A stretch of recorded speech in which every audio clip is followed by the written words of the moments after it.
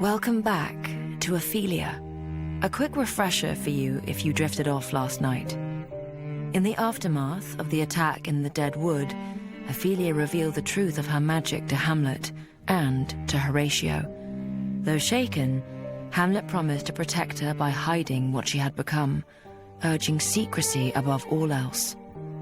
Horatio listened closely, asking what Ophelia herself wanted, but accepted her decision to hide her power. The night ended with reassurance and a kiss, yet beneath the stone floors of Elsinore, Ophelia felt the earth still listening, patient and awake.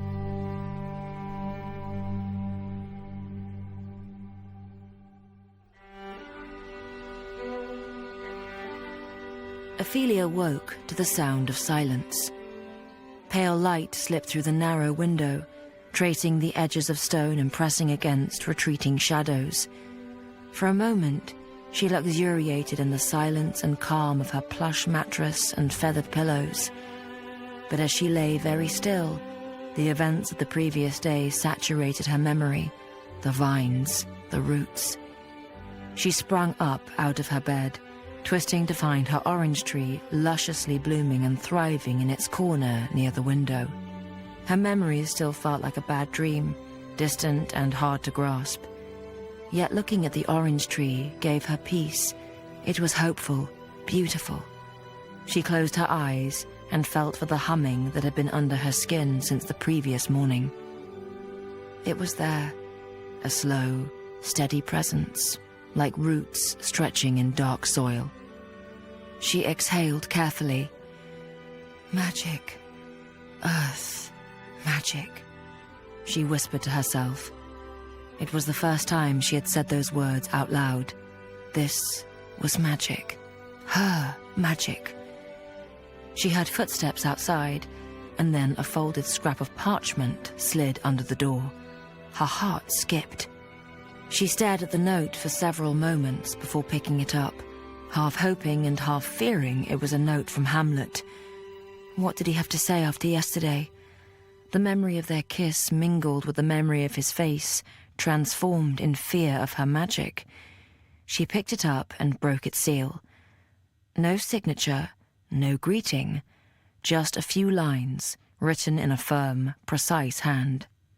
If you wish to understand what is happening to you, leave the castle at the second bell. Do not tell anyone where you are going. Go to the White Heron Tavern near the South City Gate. Ask the barmaid for her smallest room. Trust me. Her breath caught. Horatio. Of course it was him. 1,000 warnings rose in her mind at once.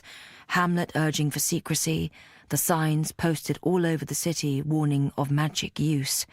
And yet, beneath the fear, something else stirred. Not dread, nor panic. Curiosity. Ophelia swung her legs from the bed and stood. She dressed quickly and simply, choosing a plain wool cloak, sturdy boots and curly hair tied back in a braid. Before leaving, her eyes glanced back to her orange tree. She had covered it again with a large window curtain, but she could still sense it, feel it pulsing with life. She whispered, "I'll be back." The castle was waking as she slipped through its lower corridors.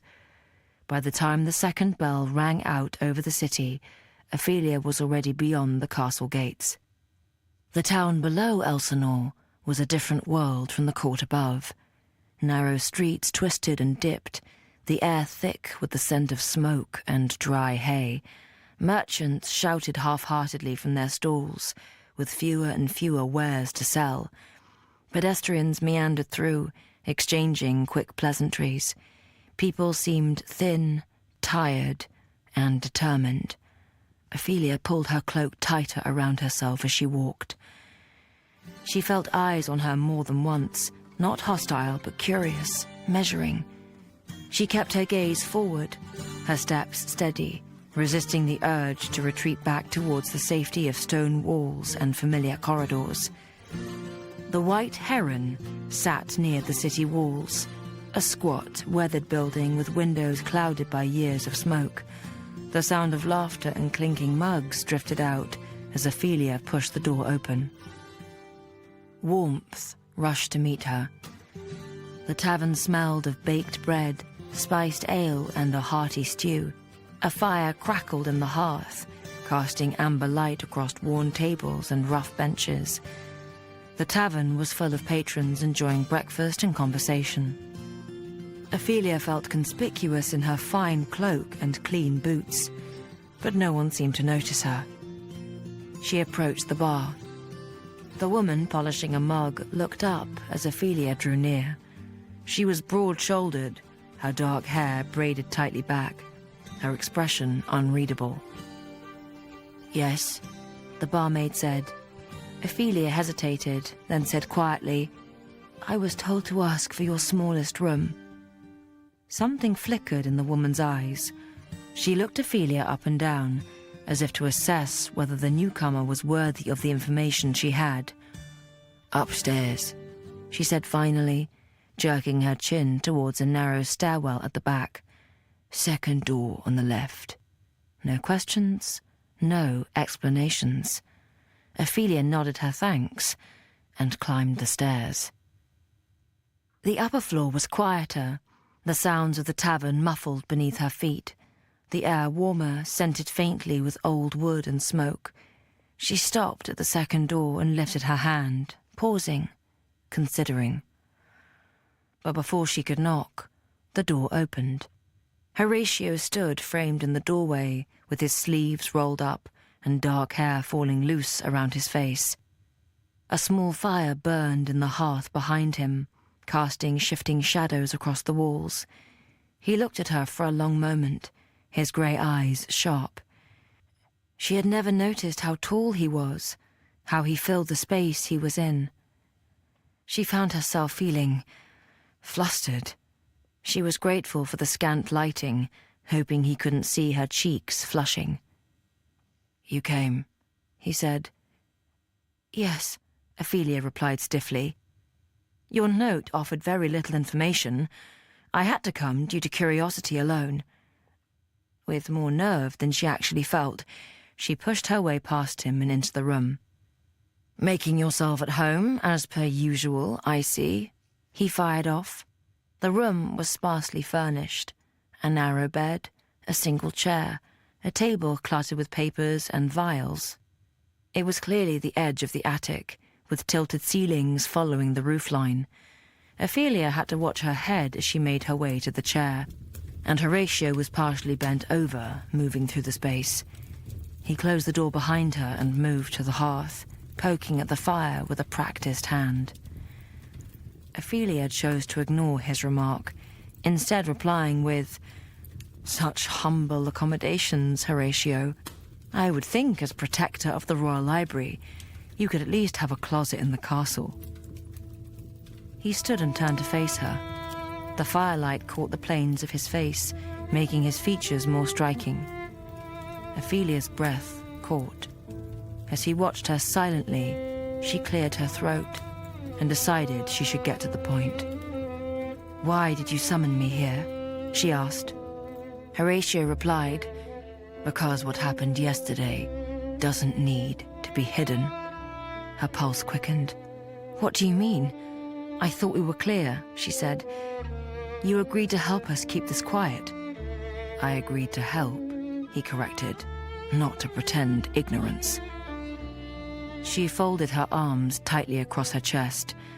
Hamlet believes many things," Horatio interrupted, most of them shaped by a lifetime of protection and privilege. Ophelia bristled. "He's trying to keep me safe." "And you?" Horatio asked. "Is that what you want?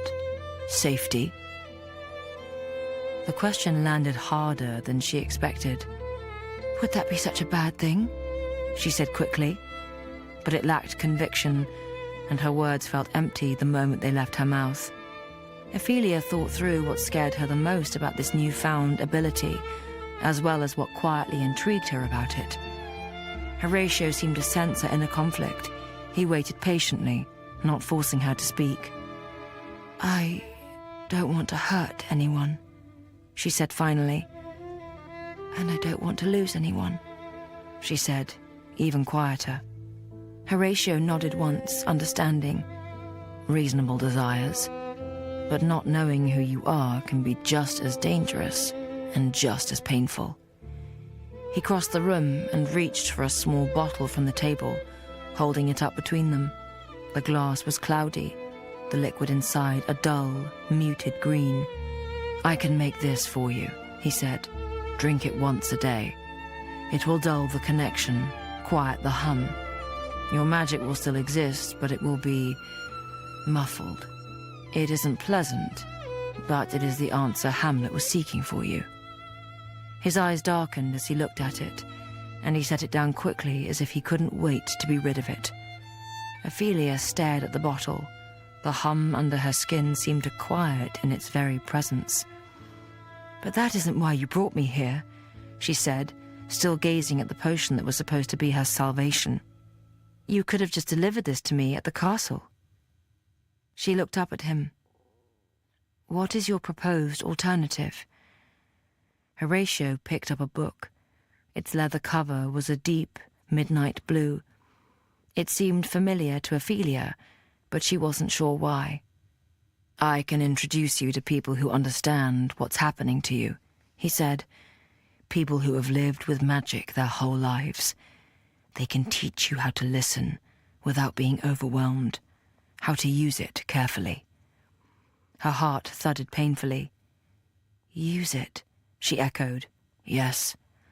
The word hung between them, dangerous and intoxicating. "And this?" she asked, nodding to the book. Horatio hesitated for the first time.